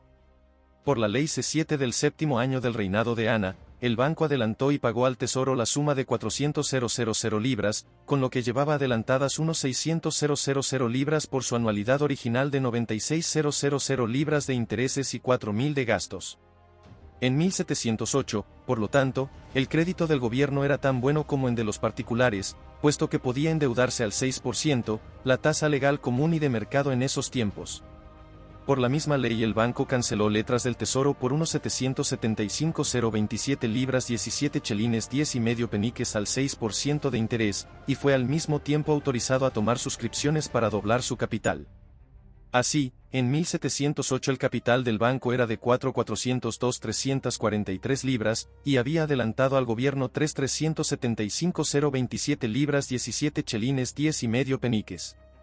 Ofreciendo un 15% consiguió 656.204 libras un chelín 9 peniques en 1709, y al 10% 501.449 libras 12 chelines 11 peniques en 1710. Con esas dos suscripciones, el capital del banco ascendió a 5.559.995 libras 14 chelines 8 peniques. Por ley calle 8 del tercer año de Jorge I, el banco presentó 2 millones de letras del tesoro para ser canceladas. Había adelantado entonces al gobierno 5.375.027 libras 17 chelines 10 peniques. Por ley calle 21 del octavo año de Jorge I el banco compró acciones de la Compañía de los Mares del Sur por valor de 400.000 libras, y en 1722, a raíz de las suscripciones realizadas para hacer frente a esta compra, su capital se incrementó en 3.400.000 libras. En ese momento, entonces, el banco había adelantado al Estado 9.375.027 libras 17 chelines 10 y medio peniques, y su capital era de solo 8.959.995 libras 14 chelines 8 peniques. Fue entonces cuando la suma que el banco había dado al gobierno, y por la que cobraba interés, excedió por vez primera a su capital, o la suma por la que pagaba dividendos a los propietarios. En otras palabras, el banco empezó a tener un capital indiviso por encima del que tenía dividido, y así ha ocurrido desde entonces. En 1746 el banco había prestado al Estado, en diferentes ocasiones, 11.686.800 libras, mientras que su capital dividido había sido ampliado a través de diversas suscripciones hasta 10.780.000 libras. La situación de esas dos sumas ha permanecido inalterada desde entonces. Por ley calle 25 del cuarto año de Jorge III el banco aceptó pagar al Estado por la renovación de su carta de constitución 110.000 libras sin intereses ni reembolsos. Esta suma, por lo tanto, no incrementó ninguna de las otras dos. El dividendo del banco ha cambiado según las variaciones registradas en la tasa de interés que, en diversos momentos, ha cobrado por el dinero prestado al gobierno, así como por otras circunstancias. Esta tasa de interés ha sido gradualmente reducida desde el 8 al 3%. En los últimos años el dividendo del banco ha sido del 5,5%. La estabilidad del Banco de Inglaterra es igual a la del Estado británico. Para que sus acreedores llegaran a sufrir alguna pérdida tendría que perder todo lo que ha prestado a la nación. Ningún otro banco se puede establecer en Inglaterra por ley parlamentaria o tener más de 6 miembros. No es simplemente un banco como los demás, sino un importante mecanismo del Estado. Recibe y paga el grueso de las anualidades que se deben a los acreedores del Estado, pone en circulación las letras de uno tesoro y adelanta al gobierno el monto anual de los impuestos sobre la tierra y sobre la malta, que con frecuencia no son pagados sino con varios años de demora.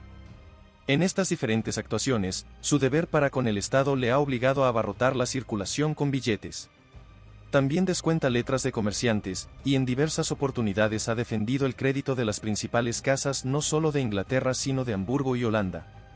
Se dice que en una ocasión, en 1763, prestó para este objetivo en una semana cerca de unos 600.000 libras, gran parte de ellas en oro, pero no puedo confirmar ni la magnitud de la suma ni la brevedad del plazo. En otros casos, esta gran compañía se vio forzada a pagar en monedas de 6 peniques. Las más prudentes operaciones de la banca no expanden la actividad del país al aumentar su capital sino al convertir en activa y productiva a una sección mayor de lo que ocurriría en otra circunstancia. Aquella parte del capital que un hombre de negocios debe mantener inactiva o en efectivo para hacer frente a demandas eventuales es un capital muerto, mientras permanezca en esas condiciones no produce nada, ni para él ni para su país. La juiciosa acción de los bancos le permiten convertir ese capital muerto en capital activo y productivo, en materiales para elaborar, en herramientas con las que trabajar, en provisiones y subsistencias a obtener por el trabajo, en capital que produce algo para él y para su país. Las monedas de oro y plata que circulan en cualquier país, y por las cuales el producto de su tierra y su trabajo circula anualmente y es distribuido a sus consumidores correspondientes es, igual que el efectivo del hombre de negocios, todo capital muerto.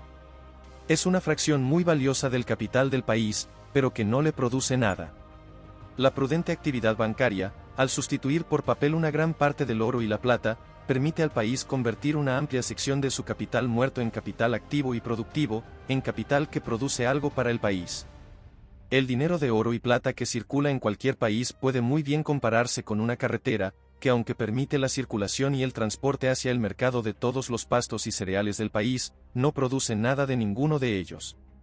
La juiciosa acción de los bancos proporciona, si puedo emplear una metáfora tan violenta, una especie de carretera aérea, y permite que el país convierta una gran parte de sus carreteras en buenos campos de pastos y cereales, con lo que incrementa de forma muy considerable el producto anual de su tierra y su trabajo. Debe advertirse, sin embargo, que aunque el comercio y la industria del país puedan ser algo mayores, jamás estarán tan seguros cuando viajan, por así decirlo, suspendidos por las alas de dédalo del papel moneda, como cuando viajan apoyados en el sólido suelo del oro y la plata. Además de los accidentes a los que se hallan expuestos por la torpeza de quienes dirigen los billetes, corren otros muchos riesgos, de los que ni la prudencia ni la destreza de tales directores los pueden librar. Una guerra fracasada, por ejemplo, en la que el enemigo se apodera de la capital, y consecuentemente del tesoro en el que se apoya el crédito del papel moneda, ocasionaría una confusión mucho mayor en un país cuya circulación consta exclusivamente de billetes que en uno cuyo circulante se componga en su mayoría de oro y plata. Al perder valor el medio habitual del comercio, no habría intercambio sino por trueque o a crédito. Como todos los impuestos serán pagados en billetes, el soberano no podrá pagar a sus tropas ni abastecer sus almacenes, y la situación del país será mucho más irrecuperable que si el grueso de su circulación hubiese estado formada por oro y plata. Un soberano preocupado por mantener siempre a sus dominios en una condición en la que resulte más fácil defenderlos debería, en consecuencia, vigilar no solo ante la multiplicación excesiva de billetes que arruina a los propios bancos que los emiten, sino incluso ante la multiplicación que les permite ocupar con ellos el grueso de la circulación del país. La circulación de cualquier país se divide en dos ramas distintas, la de los comerciantes entre sí y la de los comerciantes con los consumidores. Aunque las mismas piezas monetarias, de papel o de metal, puedan ser empleadas a veces en una circulación y a veces en la otra, como ambas tienen lugar constantemente y al mismo tiempo, cada una requiere una determinada cantidad de dinero, de un tipo u otro, para ser llevada a cabo. El valor de los bienes que circulan entre los comerciantes nunca puede superar el valor de los que lo hacen entre los comerciantes y los consumidores, porque todo lo que compran los comerciantes está destinado en última instancia a ser vendido a los consumidores. La circulación entre los hombres de negocio, al ser al por mayor, requiere por regla general una suma abultada para cada transacción individual. La circulación entre los hombres de negocio y los consumidores, por el contrario, al ser normalmente al por menor, requiere frecuentemente sumas muy pequeñas, y a menudo basta con un chelín o incluso medio penique. Pero las sumas reducidas circulan mucho más rápido que las grandes. Un chelín cambia de manos más frecuentemente que una guinea, y medio penique más frecuentemente que un chelín. Así, aunque las compras anuales de todos los consumidores son de un valor al menos igual a las de todos los comerciantes, pueden ser realizadas con una cantidad de dinero muy inferior, las mismas piezas, al circular más velozmente, sirven para muchas más compras de una clase que de la otra. El papel moneda puede ser regulado para limitarlo en especial a la circulación entre comerciantes, o para extenderlo a la mayor parte de la circulación entre comerciantes y consumidores. Cuando no circulan billetes inferiores a 10 libras, como ocurre en Londres, el papel moneda se limita fundamentalmente a la circulación entre los comerciantes. Cuando un billete de 10 libras llega a manos de un consumidor, este se ve generalmente obligado a cambiarlo en la primera tienda en la que compre bienes por 5 chelines, y así a menudo retorna a las manos de un hombre de negocios antes de que el consumidor pueda gastar una cuadragésima parte del mismo. Cuando los billetes son emitidos por sumas tan pequeñas como 20 chelines, como en Escocia, el papel moneda se extiende a una parte considerable de la circulación entre comerciantes y consumidores. Antes de la ley del Parlamento que puso fin a la circulación de los billetes de 10 y 5 chelines, se extendía sobre una parte aún mayor. En los circulantes de América del Norte se emitía normalmente papel por valores tan reducidos como un chelín, y abarcaba casi toda la circulación. Algunos billetes en Yorkshire llegaron a emitirse por sumas tan insignificantes como 6 peniques. Cuando se autorizan y practican habitualmente emisiones de billetes por sumas tan pequeñas, se permite y estimula que mucha gente sin medios se conviertan en banqueros. Una persona cuyos pagarés por 5 libras, o incluso por 20 chelines, serían rechazados por todo el mundo, conseguiría que los aceptasen sin escrúpulos si los extendiese por 6 peniques. Pero las frecuentes bancarrotas a las que tan menesterosos banqueros estarían seguramente expuestos podrían ocasionar notables dificultades y a veces incluso grandes calamidades a mucha gente pobre que hubiese recibido sus billetes como pago. Lo mejor sería quizás que no se tolerase en parte alguna del reino la emisión de billetes de menos de 5 libras. En tal caso, el papel moneda probablemente se limitaría en todo el reino a la circulación entre comerciantes, tal como ocurre hoy en Londres, donde no se emiten billetes de menos 10 libras, en la mayor parte del reino 5 libras es una suma que aunque quizás no compre más que la mitad de bienes, es tan estimada, y tan pocas veces gastada de golpe, como 10 libras en el profuso dispendio de Londres. Debe subrayarse que cuando el papel moneda es restringido a la circulación entre hombres de negocio, como en Londres, siempre hay abundancia de oro y plata. Cuando se extiende al grueso de la circulación entre comerciantes y consumidores, como en Escocia e incluso más en Norteamérica, expulsa del país al oro y a la plata casi por completo, y todas las transacciones corrientes en el comercio interior pasan a efectuarse con billetes. La supresión de los billetes de 10 y 5 chelines supuso un respiro ante la escasez de oro y plata en Escocia, que sería probablemente mayor si se eliminasen los de 20 chelines. Se dice que desde la supresión de algunos de sus billetes, esos metales se han vuelto más abundantes en América, y también se cuenta que eran más abundantes antes de que apareciesen esos billetes. Aunque el papel moneda se restringiese a la circulación entre comerciantes, los bancos y los banqueros podrían brindar el mismo apoyo a la industria y el comercio del país que si los billetes cubriesen casi toda la circulación. El dinero en efectivo que un comerciante debe mantener para hacer frente a demandas ocasionales se destina a la circulación entre él y otros comerciantes, a quienes compra mercancías. No necesita tener nada para la circulación entre él y los consumidores, porque ellos son sus clientes y le entregan dinero en efectivo en lugar de pedírselo. Así, aunque la emisión de billetes fuese prohibida excepto en sumas que lo concentrasen en la circulación entre comerciantes, los bancos y los banqueros podrían evitar que los hombres de negocio reservasen para sí ninguna parte importante de su capital inactivo y en efectivo para pagos eventuales, en parte mediante descuentos de letras de cambio reales y en parte con préstamos sobre cuentas de caja. Incluso en ese caso podrían prestar la máxima ayuda que bancos y banqueros pueden facilitar adecuadamente a los empresarios de cualquier tipo.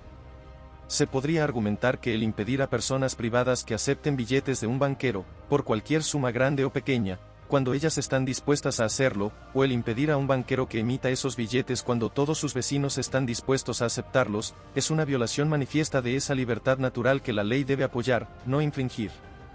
Es indudable que tales reglamentaciones pueden ser consideradas en cierto modo como violaciones de la libertad natural. Ahora bien, todo ejercicio de la libertad natural de unos pocos individuos que pueda poner en peligro la seguridad de todas las sociedades y debe ser restringido por las leyes de todos los estados, de los más libres y los más despóticos. La obligación de construir muros para evitar la propagación de incendios es una violación de la libertad natural, y exactamente de la misma clase que las reglamentaciones de la actividad bancaria que aquí se proponen.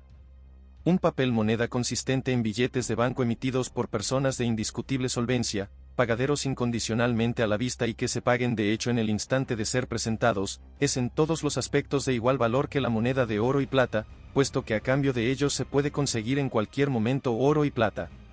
Todo lo que sea comprado o vendido a cambio de ese papel debe necesariamente ser comprado y vendido tan barato como lo sería a cambio de oro y plata. Se ha dicho que el aumento del papel moneda, al elevar la cantidad y consiguientemente reducir el valor del total circulante, necesariamente incrementa el precio monetario de las mercancías. Pero como la cantidad de oro y plata retirada de la circulación es siempre igual a la cantidad de papel añadida a ella, el papel moneda no expande necesariamente la cantidad del circulante total. Desde comienzos del siglo pasado hasta hoy, las provisiones nunca fueron tan baratas en Escocia como en 1759, aunque entonces, merced a los billetes de 10 y 5 chelines, había más papel moneda en el país que ahora. La relación entre el precio de los alimentos en Escocia y en Inglaterra es la misma hoy que antes de la gran multiplicación de bancos en Escocia. En la mayoría de los casos el cereal es tan barato en Inglaterra como en Francia, aunque hay mucho papel moneda en Inglaterra y en Francia apenas circula. En 1751 y 1752, cuando el señor Hume publicó sus discursos políticos, y un tiempo después de la vasta multiplicación de billetes en Escocia, se registró una acusada subida en el precio de los alimentos, debida probablemente a las inclemencias del tiempo y no a la multiplicación del papel moneda. Ocurriría ciertamente lo contrario con un papel moneda consistente en billetes cuyo pago inmediato dependiese en algún respecto de la buena voluntad de los emisores o de alguna condición que el tenedor no siempre pudiese cumplir, o que no fuesen exigibles hasta después de un cierto número de años, y no rindieran entre tanto interés alguno. Es evidente que ese papel moneda caería más o menos por debajo del valor del oro y la plata, según que se supusiese que la dificultad o incertidumbre en su pago inmediato fuese mayor o menor, o según el periodo más o menos prolongado en el que dicho pago fuese exigible. Hace algunos años los bancos escoceses acostumbraban a insertar en sus billetes lo que llamaban la cláusula opcional, mediante la cual se comprometían a pagar al portador o bien en el momento de presentar el billete o bien, y esto era opción de los directivos, 6 meses después, con el añadido del interés legal. Los directivos de algunos de esos bancos se aprovecharon en ocasiones de tal cláusula, y amenazaban a quienes querían cambiar un número abultado de sus billetes por oro y plata con recurrir a ellas, y tales demandantes no se contentaban con solo una fracción de lo que exigían. Los billetes de esos bancos formaban entonces el grueso del circulante en Escocia, y esta incertidumbre en el pago necesariamente degradó su valor por debajo del dinero de oro y plata. En el tiempo en que prosiguió este abuso, que prevaleció esencialmente en 1762, 1763 y 1764, mientras que el cambio entre Londres y Carlisle estaba a la par, entre Londres y Dumfries llegó a veces al 4% contra Dumfries, aunque esta ciudad no dista ni 30 millas de Carlisle. Pero en Carlisle las cuentas eran pagadas en oro y plata, mientras que en Dumfries eran pagadas en billetes de los bancos escoceses, y la incertidumbre de obtener monedas de oro y plata a cambio de esos billetes deprimió su valor en un 4% por debajo del de la moneda. La misma ley del Parlamento que eliminó los billetes de 10 y 5 chelines suprimió esta cláusula opcional, y restauró así el cambio entre Inglaterra y Escocia a su tasa natural, es decir, a la que imponía el curso del comercio y las transferencias. En el papel moneda de Yorkshire, el pago de una suma tan pequeña como 6 peniques dependía a veces de la condición de que el portador del billete trajera el cambio de una guinea a la persona que lo había emitido, condición que los tenedores de esos billetes veían a menudo difícil de cumplir, y que debe haber devaluado ese circulante por debajo de la moneda de oro y plata. Una ley del Parlamento declaró ilegales todas esas cláusulas y suprimió, como en Escocia, todos los pagarés o billetes pagaderos al portador por debajo del valor de 20 chelines. El papel moneda en América del Norte no consistía en billetes pagaderos al portador a la vista sino en títulos del gobierno, cuyo pago no era exigible hasta varios años después de la emisión. Y aunque los gobiernos de la colonia no pagaban interés a los tenedores de este papel, lo declararon y convirtieron en moneda de curso legal por el valor pleno al que había sido emitido. Pero suponiendo que la seguridad en la colonia fuese perfecta, 100 libras pagaderas a un plazo de 15 años, por ejemplo, en un lugar donde el interés está al 6%, apenas valen más de 40 libras en dinero efectivo.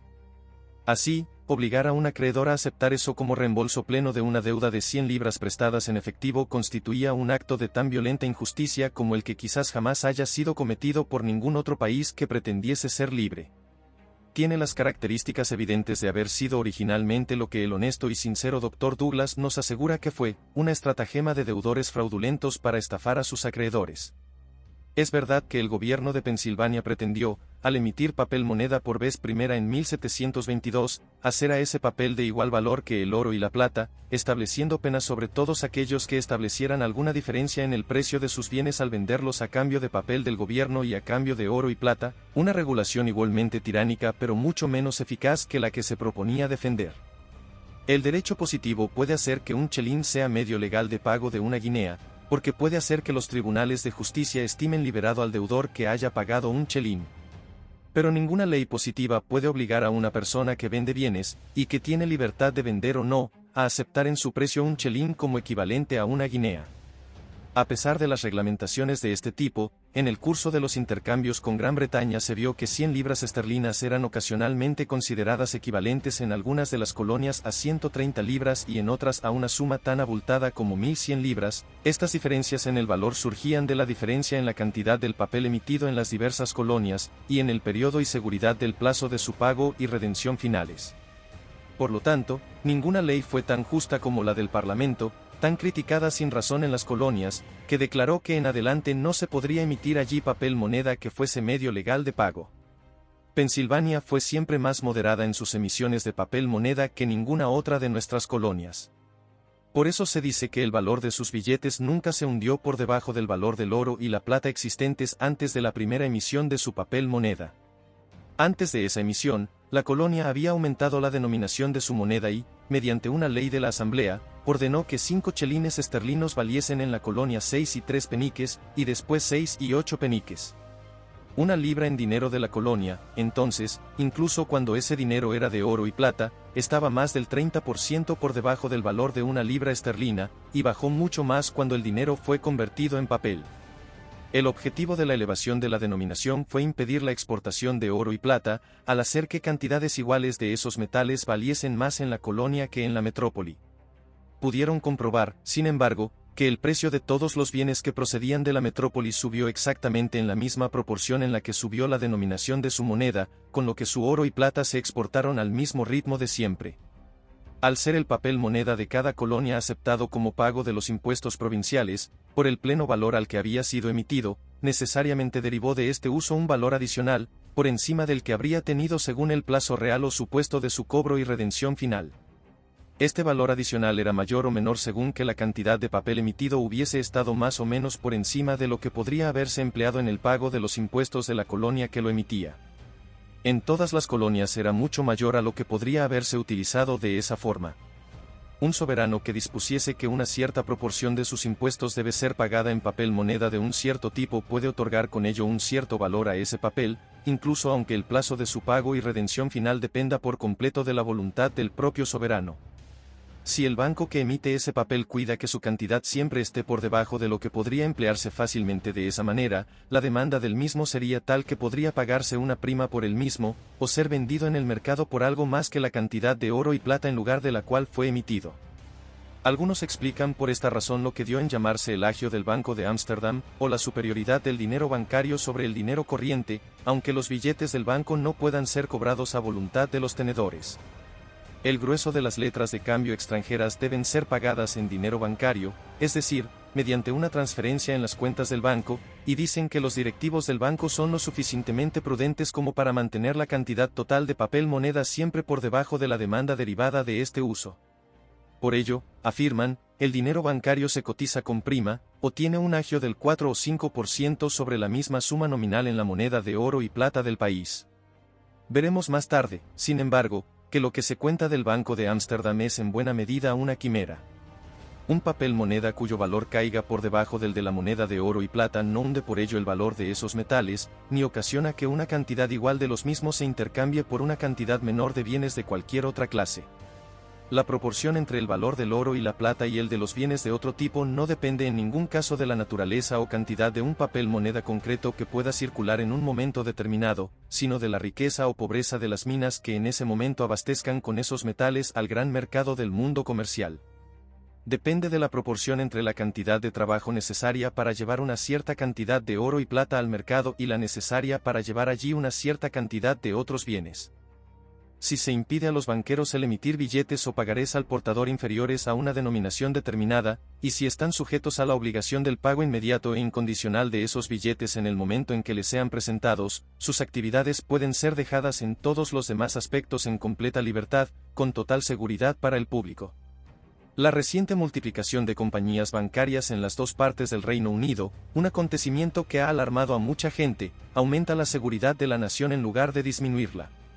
Obliga a todos los bancos a ser más circunspectos en su conducta, y al no expandir sus billetes más allá de su debida proporción con el efectivo, a protegerse frente a esas carreras maliciosas que la rivalidad de tantos competidores siempre puede suscitar entre ellos.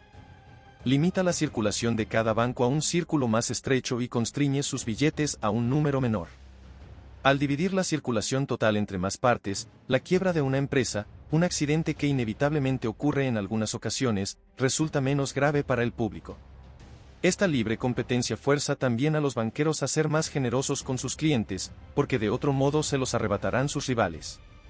Por regla general, si cualquier rama de los negocios o cualquier división del trabajo es beneficiosa para la comunidad, lo será tanto más cuando más libre y más amplia sea la competencia.